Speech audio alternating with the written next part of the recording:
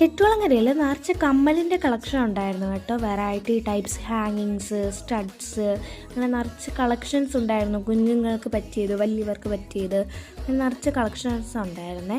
ഒത്തിരി കടകളുണ്ടായിരുന്നു ഈ കമ്മലിൻ്റെ, പിച്ചാത്തിയുടെ, അതിൻ്റെയൊക്കെ കേട്ടോ. ഇതായിരുന്നു അന്നേരം ഉള്ള തിരക്ക് എന്ന് പറയുന്നത്.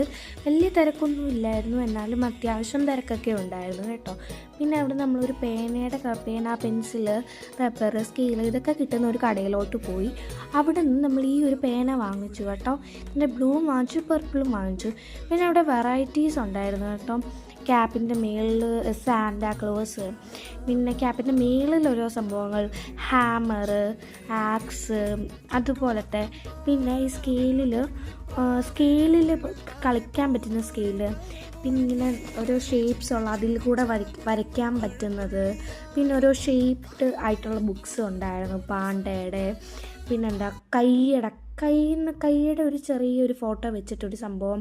പിന്നെ ഈ ചോക്ലേറ്റിൻ്റെ പോലത്തെ ബുക്ക്, പൗച്ച് ഉണ്ടായിരുന്നു, സ്റ്റിക്കേഴ്സ് ഉണ്ടായിരുന്നു, സ്മൈലീസിൻ്റെ ഉണ്ടായിരുന്നു. പിന്നെ ഇതേണ്ട കണ്ടില്ലേ, സ്നിക്കേഴ്സിൻ്റെ പോലത്തെ ഒരു മുട്ടായി, ചോക്ലേറ്റ് ഷേപ്പ് മുട്ടായി, ലിപ്സ്റ്റിക്കിൻ്റെ ഷേപ്പിലുള്ളത്, പിന്നെ കുറേ ടോയ്സ് ടൈപ്പ്, പിന്നെന്താ വിരലിൻ്റെ ഷേപ്പ്, അങ്ങനെ ഡിഫറെൻറ്റ് ഷേപ്സിലുണ്ടായിരുന്നു. ലബൂബുവിൻ്റെയും ഉണ്ടായിരുന്നു കേട്ടോ. സ്റ്റിക്കർ ബുക്ക് ഉണ്ടായിരുന്നു, സ്ക്രാച്ച് ബുക്ക് ഉണ്ടായിരുന്നു, പിന്നെന്താ കളർ ക്ലേ ഉണ്ടായിരുന്നു, പിന്നെ കുറേ ടോയ്സ്, പിന്നെ നിറച്ച് സംഭവങ്ങൾ ഇവിടെ ഉണ്ടായിരുന്നേ.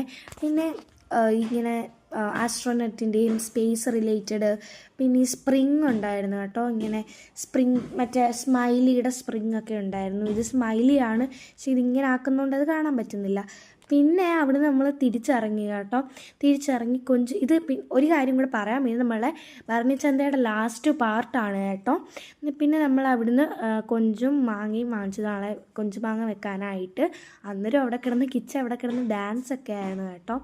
പിന്നെ അവർ 3 പേരും വാങ്ങിച്ചു കേട്ടോ.